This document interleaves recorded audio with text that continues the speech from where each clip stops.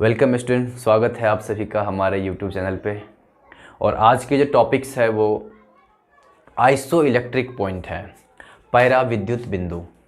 हिंदी वाले ध्यान दें, आज की जो टॉपिक है वो है आइसो इलेक्ट्रिक पॉइंट। हम बायोमोलिकुल्स चैप्टर डिस्कस कर रहे हैं, जैव अणु चैप्टर डिस्कस कर रहे हैं। और जो उसके अंदर आज जो टॉपिक्स में डिस्कस करूंगा वो करूंगा आइसो इलेक्ट्रिक पॉइंट, जिसे आप लोग हिंदी में पैरा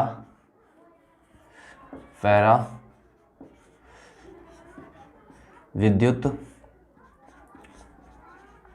बिंदु भी कहते हो, पैरा विद्युत बिंदु भी कहते हो। यह सबसे इम्पॉर्टेंट तब हो जाती है जब आप प्रैक्टिकल केमिस्ट्री की बात करते हो और इसका उपयोग कहाँ होता है इसकी बात करते हो। देखो, सबसे पहले मैं आपको आइसो इलेक्ट्रिक पॉइंट यानी कि पैरा विद्युत पॉइंट बिंदु बताने से पहले थोड़ी सी basic structure of amino acid बताना चाहता हूँ। क्या? Amino acid. हम लोग basic structure of amino acid पे आते हैं। Amino acid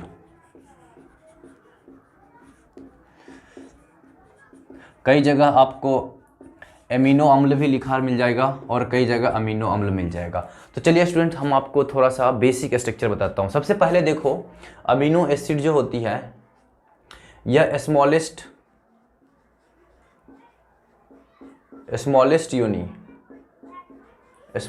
unit of protein होती है। स्मॉलेस्ट यूनिट ऑफ प्रोटीन सबसे छोटी इकाई होती है। सबसे छोटी इकाई प्रोटीन की होती है।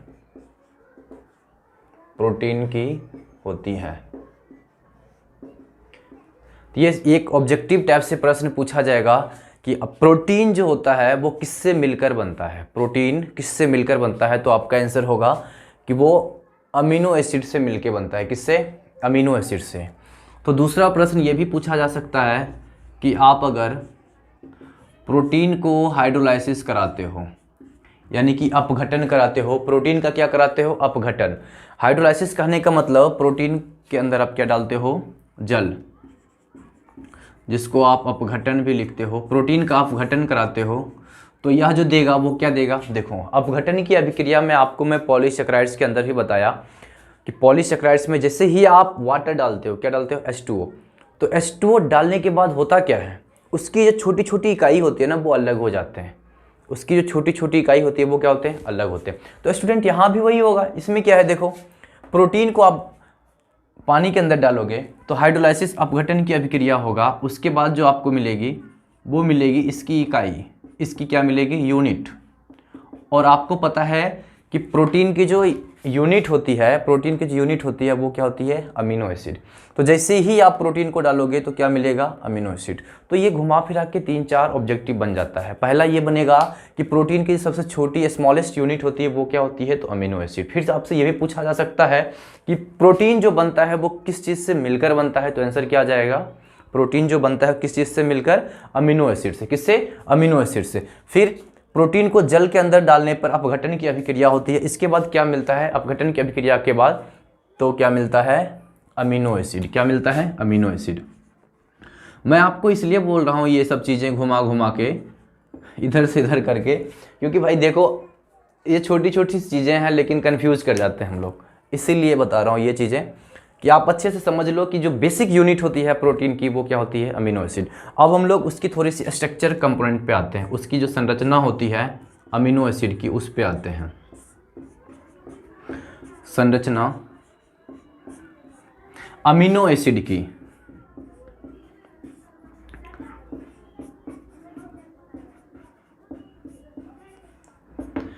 और यहाँ से एक ऑब्जेक्टिव भी बनता है और सब्जेक्टिव भी बन जाएगा। आपको शॉर्ट आंसर टाइप से आ जाएगा 3 या 4 मार्क्स का।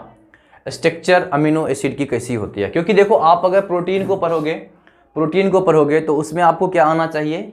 अमीनो एसिड के स्ट्रक्चर आना चाहिए, तभी आप प्रोटीन को समझ सकते हो। तो इसकी जो बेसिक स्ट्रक्चर होती है वो देखो क्या होता है। यहाँ पे 2 फंक्शनल ग्रुप होते हैं 2 क्रियाशील समूह होते हैं और इसकी वैलेंसी आप अपने अनुसार पूरा कर लो। CH2 हो गया। ध्यान दें यहाँ पे अच्छे से, C डबल बॉन्ड OH और क्या है NH2। तो आपसे ऑब्जेक्टिव में पूछा जाएगा कि अमीनो एसिड में कितने फंक्शनल ग्रुप होते हैं। तो पहला ये होगा कि एक देखो ये कार्बोक्सिलिक अम्ल, कैसा फंक्शनल ग्रुप है कार्बोक्सिलिक अम्ल। तो सर इसमें 2 फंक्शनल ग्रुप होता है, एक होता है कार्बोक्सिलिक अम्ल और दूसरा जो होता है एमिनो ग्रुप होता है। कैसा होता है एमीन समूह NH2। तो यह ऑब्जेक्टिव बनता है कि प्रोटीन के जो इकाई भाग होते हैं अमीनो अम्ल के अंदर कितने क्रियाशील समूह होता है। तो 2 होता है। ये बहुत इंपॉर्टेंट है। कितने क्रियाशील समूह होता है 2। एक होता है C डबल बॉन्ड OH जिसे आप कार्बोक्सिलिक अम्ल समूह बोलते हैं और एक होता है NH2 जो अमीन समूह है। ये चीज़ें समझने के बाद, जिसको कई बार अमीनो समूह भी बोल देते हैं, तो इस चीज़ों को समझने के बाद मैं आपको थोड़ा सा कॉन्सेप्ट बताता हूँ। देखो ये NH2 में ध्यान से देखें, यहाँ पे होता है लोन पेयर, नाइट्रोजन पे क्या होता है लोन पेयर, जिसको बोलते हैं एकांकी युग्म। क्या होता है एकांकी युग्म। और ये देखो एसिड, तो इसमें ये होता है एसिडिक हाइड्रोजन। क्या होता है एसिडिक हाइड्रोजन। और एक बेसिक कॉन्सेप्ट होता है केमिस्ट्री की, अगर कोई भी चीज़ अम्लीय होती है, कोई भी चीज़ एसिडिक होती है यानी अम्लीय होती है, तो वो हाइड्रोजन को देती है, H+ को देती है। तो यह अम्लीय ग्रुप है, तो यह क्या देगी बोलो आप लोग, H+ देगी। यह क्या देगी H+। यह अम्लीय ग्रुप है तो यह क्या देगी H+। और यह इस पे लोन पेयर है, एकांकी युग्म है, तो यह बेसिक ग्रुप है, क्षारीय समूह है। यह क्या है क्षारीय समूह है।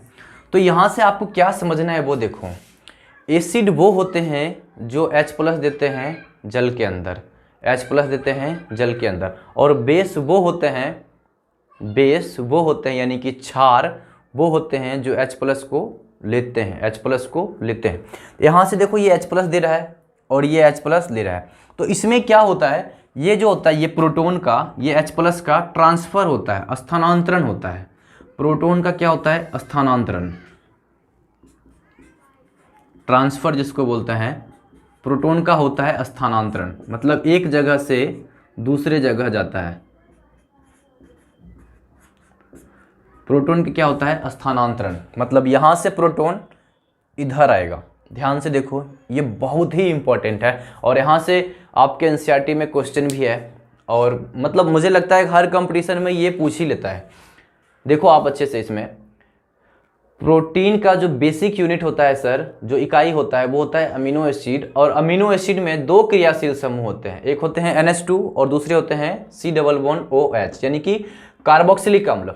इन दोनों के बीच में क्या होता है आपस में इंटरेक्शन होता है। यह दोनों क्रियाशील समूह के बीच में आपस में अन्योन्य क्रिया जिसे बोलते हैं इंटरेक्शन होता है, इन दोनों के बीच में अन्योन्य क्रिया होता है। तो अन्योन्य क्रिया के बाद क्या होता है, इस क्रिया के बाद क्या होता है, इसका जो प्रोटॉन है, इसके इंटरेक्शन के बाद इसका जो प्रोटॉन है, यहाँ पे देखो आप लोग, इसका जो प्रोटॉन है इसके पास आता है। कुल मिला के ये क्या होता है प्रोटॉन ट्रांसफर, H+ का ट्रांसफर होता है। और जब H+ का ट्रांसफर होगा तो एक बार ध्यान से देखो, H+ का ट्रांसफर होगा तो क्या बनेगा उसको समझते हैं। जैसे ही H+ यहाँ से आएगा तो ये जो NH2 है इसके पास H+ आएगा तो ये NH3+ हो जाएगा। और यहाँ से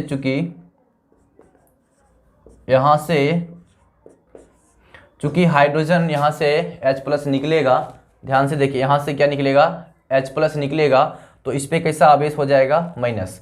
तो इस प्रकार का एक आयन बन जाता है, इस प्रकार का क्या बन जाता है एक आयन। ध्यान से देखें आप लोग, जैसे ही यहाँ से H+ निकलेगा, बहुत इंपॉर्टेंट है, ध्यान से देखें आप लोग, यहाँ से H+ निकलेगा तो ये COO नेगेटिव में बदल जाएगा और यहाँ पे H+ आएगा तो ये बदल जाएगा NH3+ में। समझ में आ रहा है आप लोग को?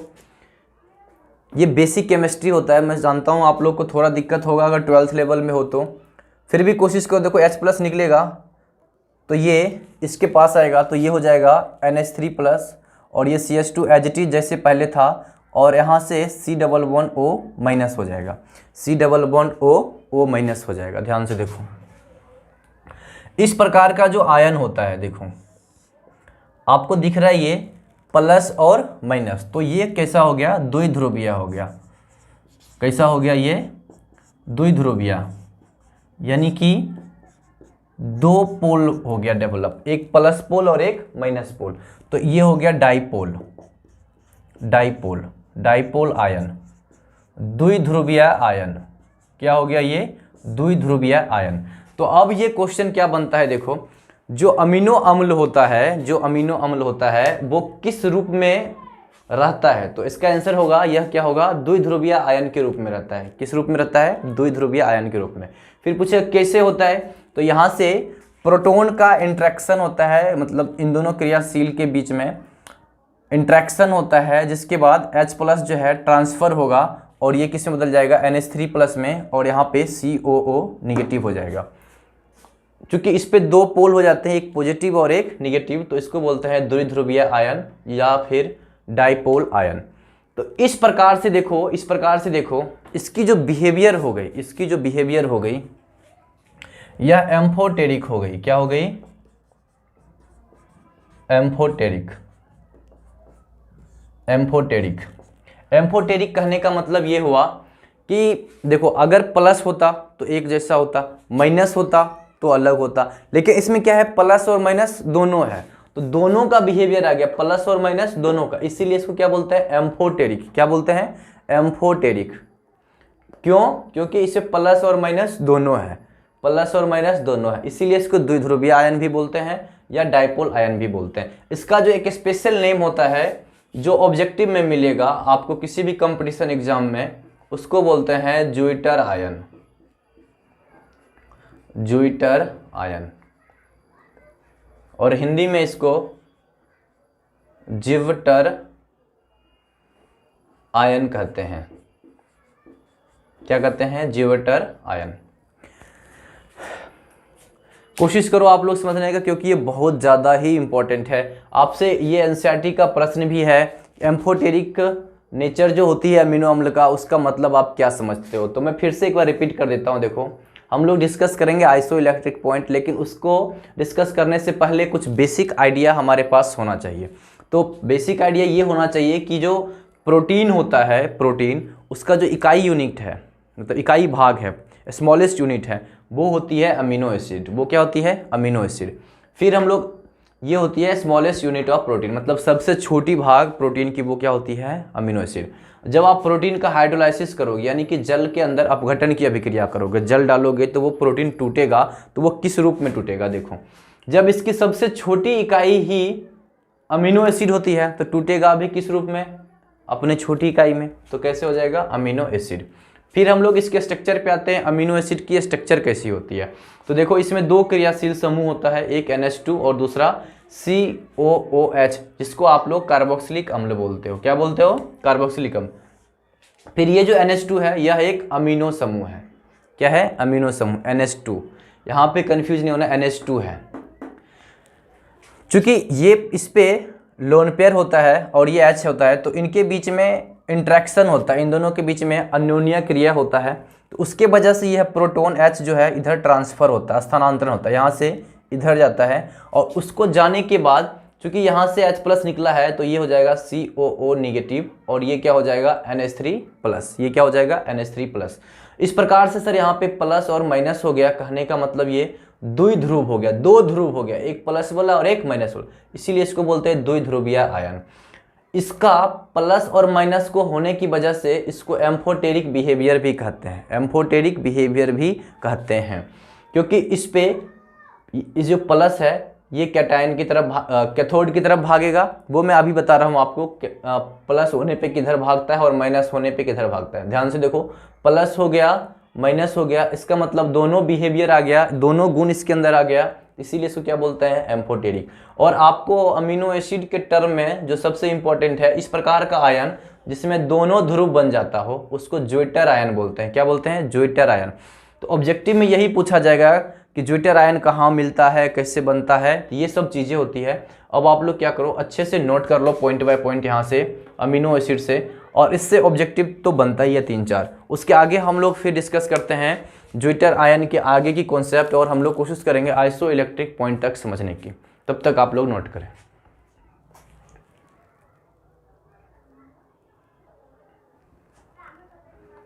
तो हम लोग शुरू करते हैं अब ज्विटर आयन से आगे की कहानी।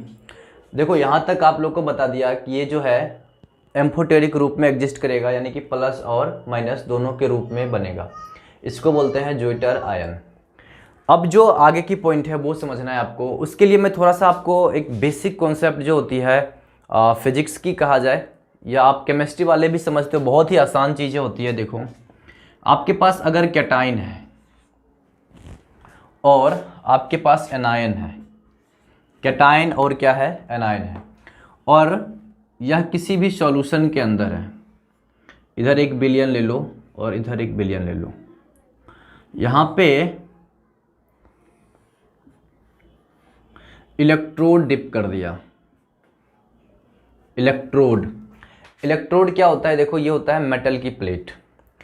तो यहाँ पे जैसे इलेक्ट्रोड डिप होगा, और आपको पता है कि ये बैटरी की कनेक्ट कर दिया मैं, तो बैटरी कनेक्ट करने के बाद क्या होगा, यहाँ पे देखो ये जो कैटायन होते हैं, ये जो कैटायन होते हैं यानी कि जिसमें पॉजिटिव होता है, वो कैथोड की तरफ मूव करेगा।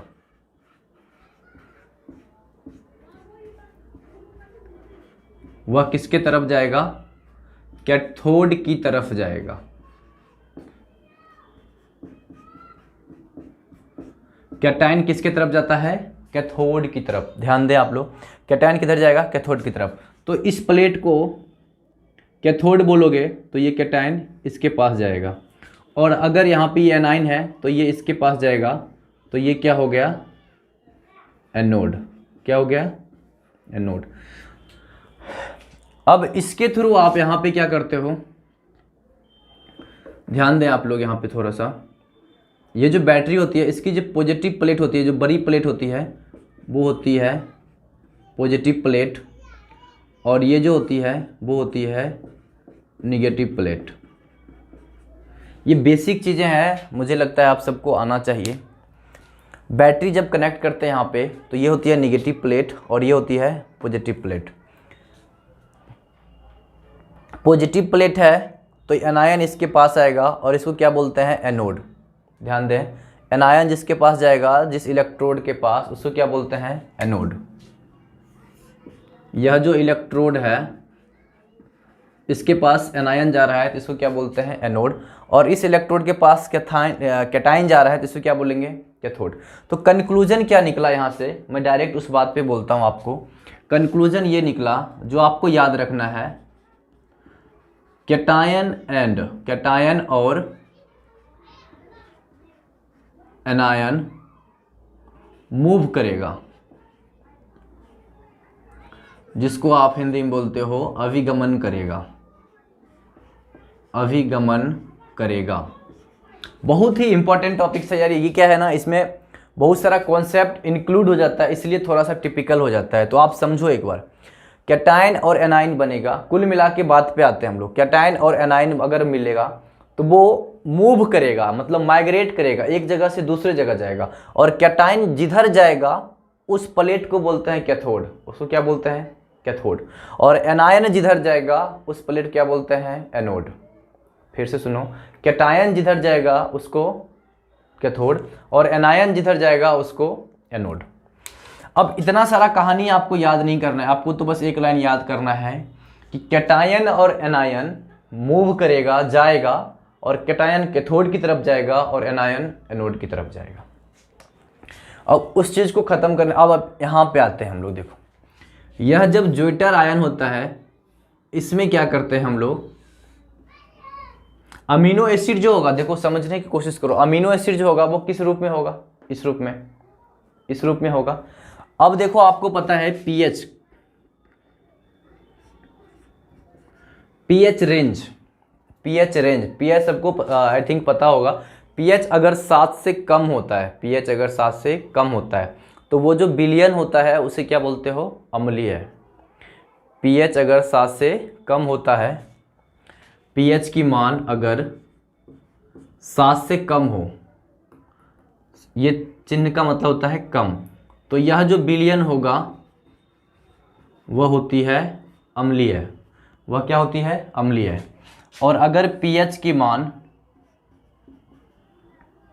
7 से ज़्यादा हो, ध्यान से देखें, पीएच की मान किससे ज़्यादा हो, 7 से ज़्यादा। एक रेंज होती है पीएच की, आपको पता है 0 से 14 तक, 0 to 14, तो उसमें अगर पीएच की मान 7 से ज़्यादा होती है तो यह होती है क्षारीय। यह क्या होती है, क्षारीय। बहुत ही थोड़ा सा क्या है, ये कॉन्सेप्ट बहुत ही इम्पॉर्टेंट हो जाता है और ये हायर लेवल में पढ़ाया जाता है, जैसे जेई एडवांस वाले को पढ़ाया जाता है। लेकिन आपके बोर्ड में अगर पूछ ले तो आपको तो शॉर्ट करके लिखना होगा, सीबीएसई में पूछे या किसी चीज़ में पूछे तो, और ऑनर्स में भी अच्छे से पढ़ाया जाता है ये। वहाँ पे चलते हैं हम लोग धीरे धीरे, देखो आपको समझ में आ ही जाएगा। पीएच अगर 7 से कम है तो ये क्या हो गई, अम्लीय है, और अगर 7 से ज़्यादा है तो क्या हो गई, क्षारीय। अब देखो अम्लीय का मतलब ये होता है कि इसमें H+ होगा, क्या होगा, H+। ध्यान से समझें आप लोग, अम्लीय का मतलब ये होता है कि इसमें क्या होगा, H+ की मात्रा ज़्यादा, H+ की मात्रा ज़्यादा। कोई भी सॉल्यूशन अम्लीय और क्षारीय आप बोलते हो तो H+ के संदर्भ में आप बोल देते हो। अगर H+ की कंसंट्रेशन बहुत ज़्यादा है, H+ की कंसंट्रेशन बहुत ज़्यादा है तो उसे क्या बोलते हैं, अम्लीय। और अगर OH- की कंसंट्रेशन ज़्यादा है, OH- की सांद्रता ज़्यादा है, उसकी मात्रा ज़्यादा है OH- की, तो उसको बोलते हैं क्षारीय। ये मतलब इसकी मात्रा क्या है, ज़्यादा है, और इसमें H+ की मात्रा क्या है, ज़्यादा है। समझ में आ रहा है आपको। अब देखो अमीनो अम्ल जो है वो किस रूप में रहेगा, एम्फोटेरिक रूप में। इस पे प्लस भी होगा और इस पे माइनस भी होगा, इस पे प्लस भी होगा और इस पे माइनस भी होगा।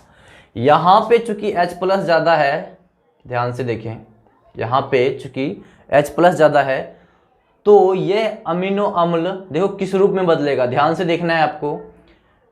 इस कंपार्टमेंट के इधर देखें, अगर आपका विलयन के अंदर पीएच की मान 7 से कम है, पीएच की मान 7 से कम है, तो यहाँ पे क्या ज़्यादा होगा, H+।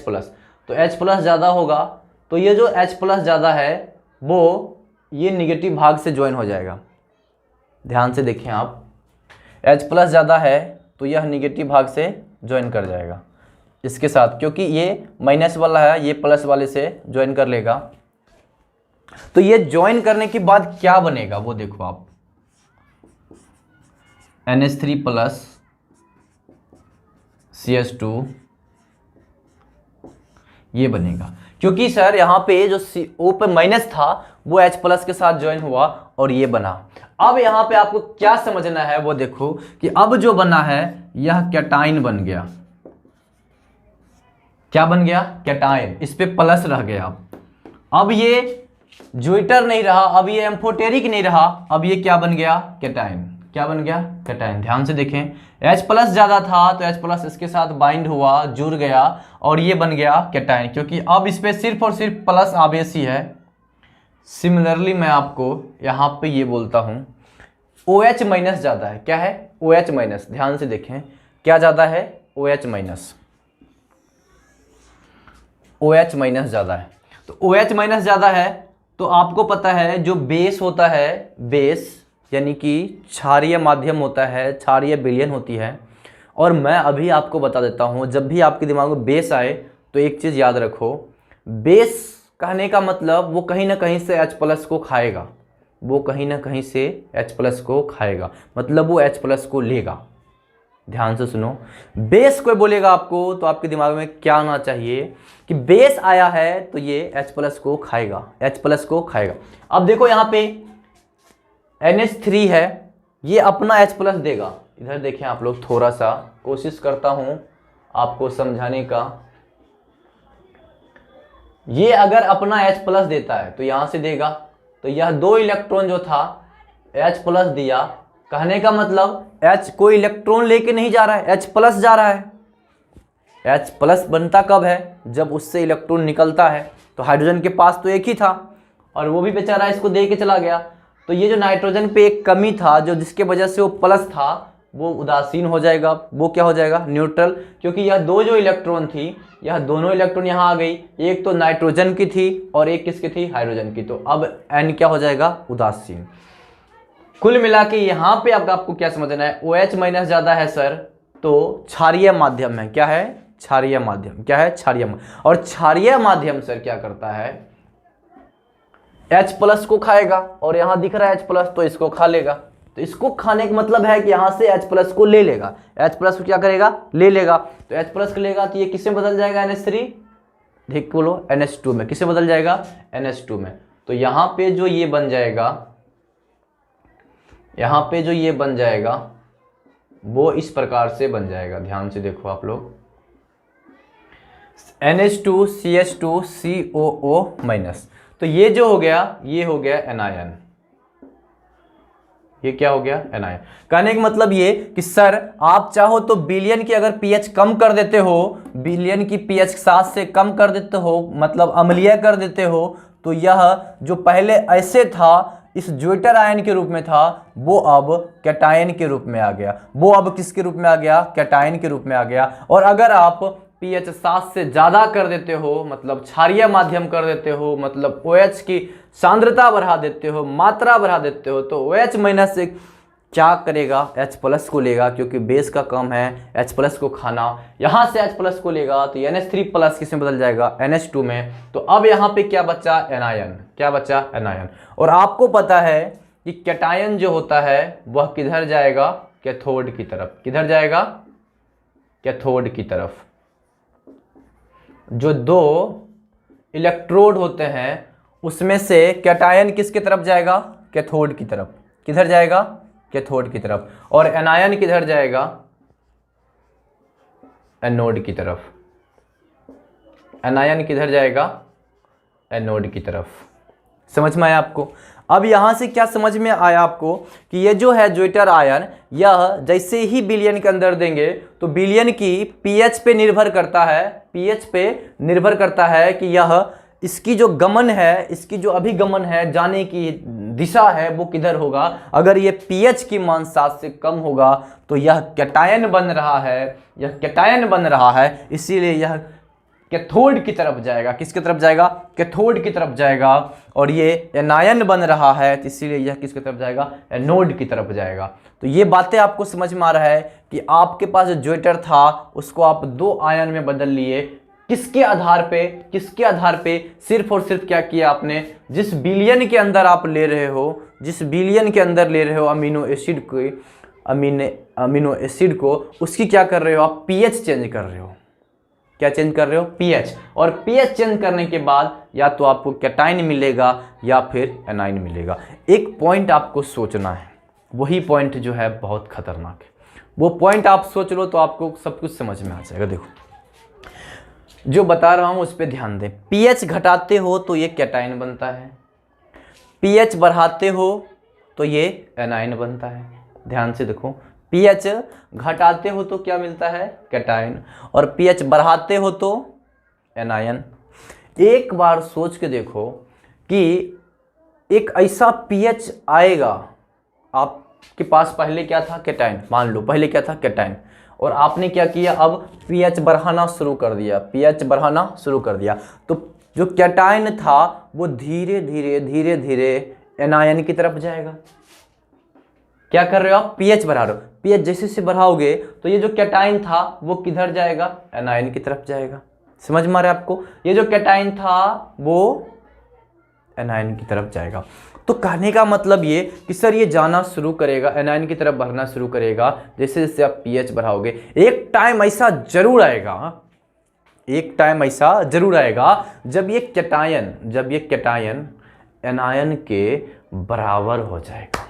बस यही समझो, एक टाइम ऐसा जरूर आएगा जब ये कैटायन एनायन के बराबर हो जाएगा। फिर से समझो, एक टाइम जरूर ऐसा आएगा, वो पीएच आएंगे, वो पीएच ऐसा कुछ होगा, वो एक ऐसा बिंदु होगा जिस बिंदु पे, जिस पॉइंट पे ये कैटायन एनायन के बराबर हो जाएगा। कहने का मतलब ये कैटायन और एनायन साम्य अवस्था में आ जाएगा, इक्विलिब्रियम में आ जाएगा। किस में आ जाएगा? इक्विलिब्रियम में आ जाएगा। और वही जो पॉइंट, वही जो पीएच होती है, वही जो पीएच होती है जिस पर ये दोनों समअवस्था में, जिस पर कैटायनिक और एनायनिक दोनों साम्यावस्था में होती है, उसी पॉइंट को, बहुत इंपॉर्टेंट, उसी पॉइंट को आइसो इलेक्ट्रिक पॉइंट कहते हैं। उसी पॉइंट को क्या कहते हैं? Iso electric point. बात समझ में आया आपको? ये पीएच अगर कम था तो पहले कैटायन था, पीएच ज़्यादा था तो एनायन था, लेकिन ये पीएच की मान आप चेंज करते जाओगे, घटाते बढ़ाते जाओगे। अगर बढ़ा रहे हो तो ये कैटायनिक भाग एनायनिक में बदलेगा, और एक टाइम आएगा जब ये दोनों आपस में इक्विलिब्रियम में जाएंगे, साम्यावस्था में जाएंगे, और उस पीएच पे दोनों बराबर हो जाएंगे, और वही पॉइंट जो कहलाता है उसे ही बोलते हैं आइसो इलेक्ट्रिक पॉइंट। उसे क्या बोलते हैं? Iso electric point. Iso electric point pH होती है, वह पीएच होती है, या वैसी पीएच ऐसे लिख लो, वैसी पीएच जिस पर कैटायनिक और एनायनिक दोनों समअवस्था में होती है, उसी पॉइंट को आइसो इलेक्ट्रिक पॉइंट कहते हैं। उसी पॉइंट को क्या कहते हैं? Iso electric point. ये इतना सारा कॉन्सेप्ट है, चूंकि ये जो है इसमें 2-3 चीज़ें एक साथ इंक्लूड है, इसीलिए ये थोड़ा सा टिपिकल हो जाता है। अब मैं थोड़ा सा 2 मिनट की चीज़ें और है उसको एक्सप्लेन कर देता हूँ, तब तक आप इसको क्या करो, अच्छे से नोट कर लो, फिर मैं डिफिनीशन लिखा देता हूँ। तो हम लोग लास्ट पॉइंट पे आए हैं, उसकी डिफिनीशन लिख लेते हैं आइसो इलेक्ट्रिक पॉइंट की। थोड़ा सा आप देखो क्या क्या हो गया है। आपको पीएच के चेंजिंग से मैं बता दिया, तो आइसो इलेक्ट्रिक पॉइंट हुआ क्या?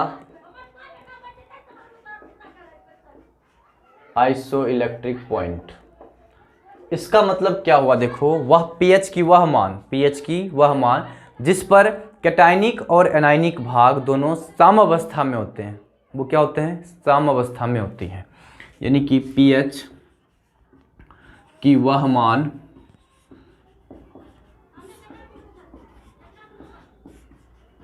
जिस पर कैटायनिक और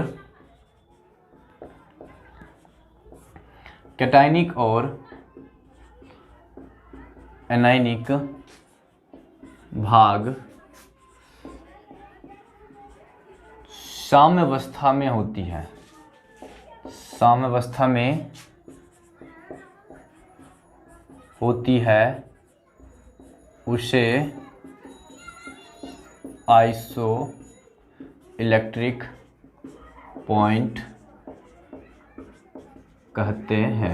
अब ध्यान क्या रखना है, अगर आप बोर्ड के लिए पढ़ रहे हो तो आप अगर इतना भी याद रख लोगे तो काफ़ी है, और अगर आपको एक्सप्लेनेशन पता है तो बेहतरीन है। एक्सप्लेनेशन चाहिए यार, आपको तभी समझ में आएगा कैसा होगा क्या। अब एक बार सोचो कि ये कैटायन और एनायन दोनों क्या होगा? साम्यावस्था में होगा। तो उस टाइम होता क्या है वास्तव में? जब ये कैटायन और एनायन वास्तव में वैसा होता है तो ये रियलिटी में क्या होता है? यह बेचारा अपने आप यह जैसे था उसी रूप में रहता है। आपको अच्छे से सोचना है बस। यह द्विध्रुवीय था, इसी रूप में होगा, क्योंकि पीएच आप क्या कर रहे हो? घटा बढ़ा रहे हो, और आप कुल मिलाकर ऐसा कर रहे हो, ऐसा पीएच बना रहे हो जिसके बाद ना तो ये कैटायनिक रूप में रहे ना ही एनायनिक रूप में रहे, तो रहे किस रूप में? जैसा था वैसा ही। तो इस रूप में आने के बाद इस पे देखो दोनों आवेश आ गया। कहने का मतलब कि आइसो इलेक्ट्रिक पॉइंट पे जो अमीनो एसिड होता है वह द्विध्रुवीय रहता है, द्विध्रुवीय होती है। वह क्या होती है? द्विध्रुवीय होती है। अब मैं आपसे फिर से पूछता हूं, ये द्विध्रुवीय होने के बाद ये कैटायन की तरफ जाएगा या एनायन की तरफ जाएगा? तो आप सोच के बोलो। अगर सिर्फ और सिर्फ कैटायन होता तो ये कैथोड की तरफ जाता, क्योंकि कैटायन किसकी तरफ जाता है? कैथोड की तरफ जाता। और अगर सिर्फ और सिर्फ एनायन होता तो ये एनोड की तरफ जाता। लेकिन इसमें दोनों का दोनों है, तो जितना कैटायन की तरफ जाएगा उतना एनायन की तरफ जाएगा। कहने का मतलब ये कहीं नहीं जाएगा, ये कहीं नहीं जाएगा, तो ये यहीं पे रहेगा। इसका मतलब ये इसकी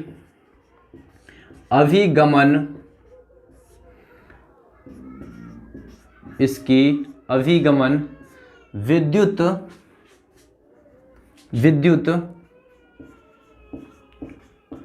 क्षेत्र में नहीं होती है। इसकी अभिगमन विद्युत क्षेत्र बोले तो इलेक्ट्रिक फील्ड। इसकी माइग्रेशन, अभिगमन मतलब माइग्रेशन, मतलब ये कहीं नहीं जाएगा। इस पॉइंट पे ये इसकी अभिगमन नहीं होगी, यह माइग्रेट नहीं करेगा, ना पॉजिटिव की तरफ जाएगा और ना ही निगेटिव की तरफ जाएगा। इसी पॉइंट को क्या बोलते हैं? Iso electric point. अब ये इंपॉर्टेंट का है, एप्लीकेशन इसका क्या है? इसका एप्लीकेशन होता है आइसो इलेक्ट्रिक पॉइंट का सेपरेशन ऑफ अमीनो एसिड। क्या होता है? सेपरेशन ऑफ अमीनो एसिड, मतलब कि अमीनो एसिड को अलग अलग करने के लिए इसका उपयोग किया जाता है। अब ध्यान दें, आइसो इलेक्ट्रिक पॉइंट जो है ये कंप्लीट हो गया। आपको इतना ही, बोर्ड वाले तो सिर्फ इतना याद रख लो, काम हो जाएगा आपका। लेकिन थोड़ा सा अगर आप रिवीजन कर रहे हो तो उसको देख लो तो अच्छा रहता है कि ये कैसे हुआ ये पता चल जाएगा। इसी को आप लोग पैरा विद्युत भी बोलते हो, पैरा विद्युत बिंदु। इसको क्या बोलते हो? पैरा विद्युत बिंदु। तो ये दोनों प्रश्न पूछा जा सकता है, एक तो ज्विटर आयन कॉन्सेप्ट और एक आइसो इलेक्ट्रिक पॉइंट, और 4-5 ऑब्जेक्टिव जो बताया। चलिए आज की क्लास यहीं ख़त्म करते हैं। बहुत बहुत धन्यवाद आप लोग को। अच्छे से रिवाइज करें, और आपको डाउट है तो बोलें, कोई टॉपिक्स में मैं फिर से पढ़ा दूंगा, फिर से कर दूंगा, कोई टॉपिक्स हो तो। चलिए फिर नेक्स्ट वीडियो में मिलते हैं हम लोग। बोर्ड वाले इतना ध्यान रख लो, काफ़ी है।